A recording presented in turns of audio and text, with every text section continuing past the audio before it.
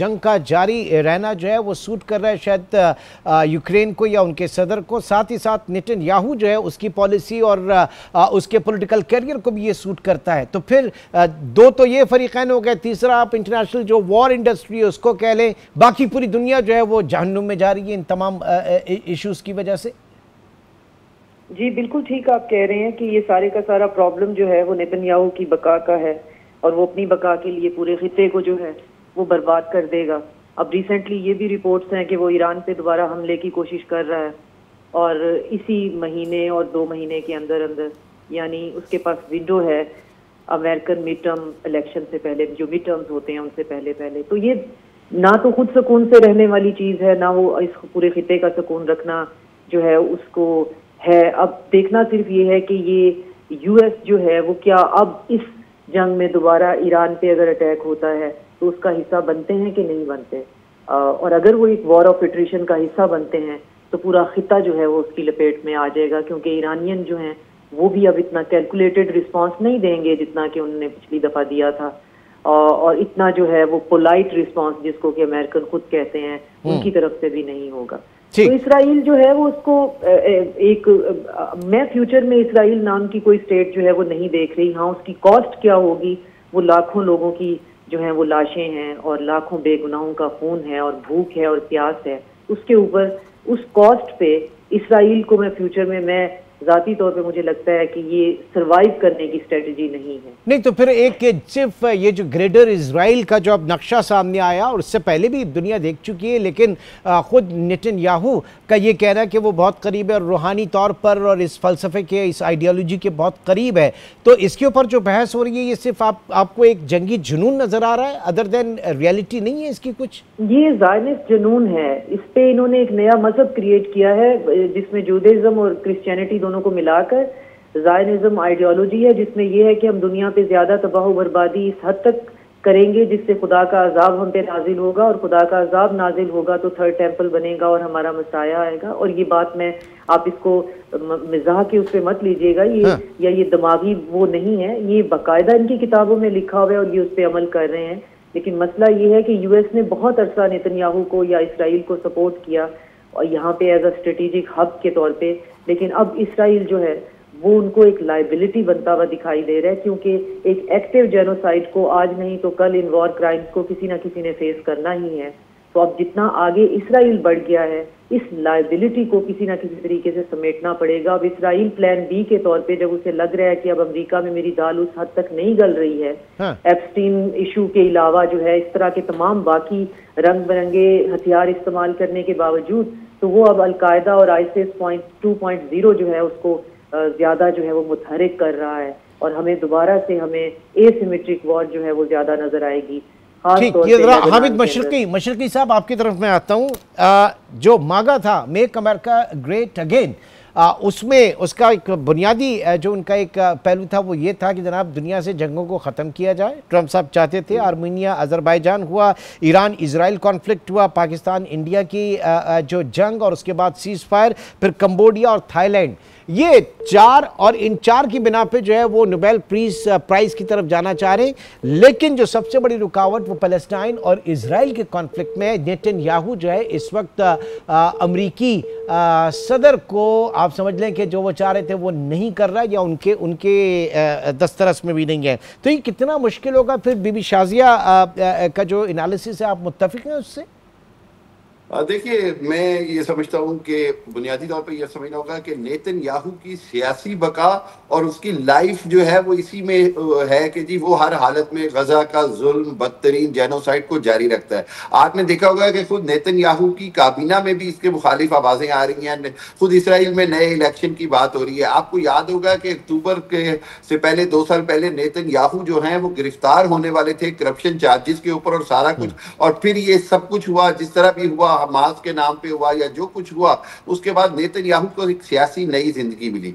मेरा ख्याल ये कि इंसानियत की तारीख में या इस सदी में एक शख्स ने अपनी सियासी साख बचाने के लिए जिस अंदाज में पूरे गजा को मिट्टी का ढेर बना दिया और लाखों लोगों को शहीद कर दिया, इसकी मिसाल नहीं मिलती। ये फिरौनियत से बढ़कर हुआ हो रहा है।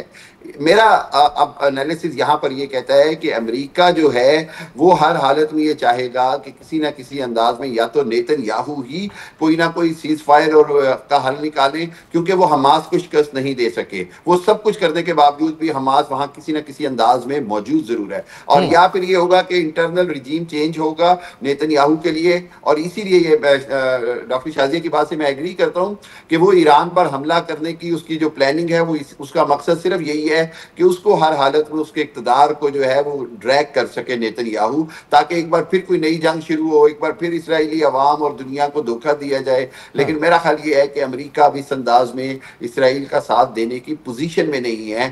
بہت ساری اس کی وجوہات ہیں، انٹرنیشنل پریشر بھی ہے، انٹرنل امریکن پریشر بھی ہے. ٹھیک ہے، لاسٹ میں بریگیڈیئر غلام مرتضیٰ قریشی صاحب کی طرف آؤں گا. سر یہ بتائیے گا جو اس وقت ایک پکچر ڈرا ہو رہی ہے، چاہے وہ زیلنسکی کے حوالے سے ہو یا نیتن یاہو کے حوالے سے ہو، اور اپنے پولیٹیکل کیریئر کو بچانے کے لیے جو تیسری چیز ہم اس وقت ذکر نہیں کیا وہ نریندر مودی کا اس وقت ہے، کیونکہ وہ بھی اپنی سیاست کو بچانے کے لیے اس وقت اس خطے کے اندر اس نے ایک جنگی ماحول پیدا کیا تھا جس کی قیمت آئی ڈونٹ نو وہ کس حد تک اس نے ادا کی انڈیا میں، کیونکہ ابھی بھی وہاں پر ایک نیریٹو، اسٹیٹ نیریٹو بالکل الگ چل رہا ہے. تو آپ سمجھتے ہیں کہ آگے چل کے بہت بھاری نقصان اٹھانا پڑے گا مودی کو اپنی سیاست میں؟ جی، پہلی بات تو یہ ہے کہ بالکل ٹھیک کہا آپ نے. اگر نیتن یاہو ایران پہ اٹیک کرتا ہے تو میرا خیال ہے ایران اب اس طرح سے نہیں آئے گا with the soft hands, he'll come with the hard hands. پہلی بات. دوسری، جہاں تک آپ نے مودی کی بات کی ہے تو وہ سیاسی جو ہے وہ سیاست چمکانے کے لیے یہ اس قسم کے ڈرامے بنانا، اپنی پوری گودی میڈیا کو ساتھ لے کے چلنا، پھر آپ نے 3 مہینے کے بعد اپنے ایئر چیف کو کہنا کہ یہ بیان دو. دنیا دیکھ رہی ہے، آپ کے جہاز گرے ہیں، سب کچھ کیا ہے. اب نئی کہانی بنائی ہے کہ ہم پاکستان پہ اٹیک کریں گے.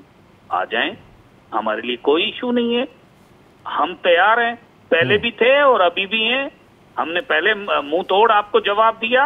آپ نے 6 جگہ پہ اٹیک کیا، ہم نے 26 پہ کر دیا. آپ نے ہمارے 36 جو ہے شہری شہید کیے، ہم نے 150 کر دیے. ٹھیک ہے. آپ نے میزائل جو داغے اس سے 10 گنا ہم نے زیادہ ڈال دیے. ٹھیک. تو اب ان کو پتا ہے ابھی میں آپ کو جو بتا رہا ہوں کہ now the Pakistan is looking on the depth of India. یہ نہیں کہ کشمیر تے جموں تے جلندر تو یہ والا فرنٹ والا احمد آباد تک نہیں، یہ مدراس، کرناٹکا، تامل ناڈو تک جائے گا. ان کو احساس تب ہوگا جب جو پاپولیشن ان کی ادھر ڈیپتھ میں ہے. ٹھیک. اور اس کے بعد یقینی طور سے سر وہ جو ہم چیزیں دیکھیں گے وہ آرمی جو اس کے بعد ایک فورس بنی ہے، آرمی راکٹ فورس کمانڈ، وہ اس کے زمرے میں ہوگی اور مزید ایکوریسی کے ساتھ ہوگی. میں اس پہ آپ کو ایک چیز واضح کر دوں. پہلے ہمارا اسٹریٹجیکل فورس تھا، اس میں ہمارے تمام میزائل، راکٹ اور نیوکلیئر وار ہیڈ سب شامل تھے. اب ہم نے یعنی کہ جب لڑائی کرنی ہے کنونشنل تو ادھر ہمیں کوئی گروپ چاہیے فیسیلیٹیٹ کرے، انڈیپینڈنٹ کمانڈ ہو جس کو پاس پتا ہو کہ ہم نے کیا کرنا ہے. ہم نے فتح سے لے کے تیمور تک، یعنی کہ آپ 100 کلومیٹر سے لے کے 7,000 سے 10,000 کلومیٹر تک میزائل ان کے دے دیے ہیں اس میں، so that they should be totally comfortable. اور جہاں بھی وہ سمجھتے ہیں ہمارا جو ہے ویک ایریا ہے وہاں ان کو پکڑیں. چونکہ جس طرح ایئر ڈیفنس ہم نے بنایا، ہمیں پتا تھا کہ جو جہاز ہیں یا سر وقت کی کمی اس وقت آڑے آ رہی ہے. بہت بہت شکریہ. ہمارے ساتھ آج کے پروگرام میں حامد المشرقی صاحب، بریگیڈیئر غلام مرتضیٰ قریشی ریٹائرڈ، اور ساتھ ہی ساتھ ڈاکٹر شازیہ انور چیمہ موجود رہیں. بات یہ ہے کہ جس طریقے سے دنیا اس وقت آگے بڑھ رہی ہے اور یہ جو وار فوبیا 2-4 ممالک کا ہے، اس سے احتمال ہے کہ خدا نخواستہ پوری دنیا اس سے متاثر ہو سکتی ہے.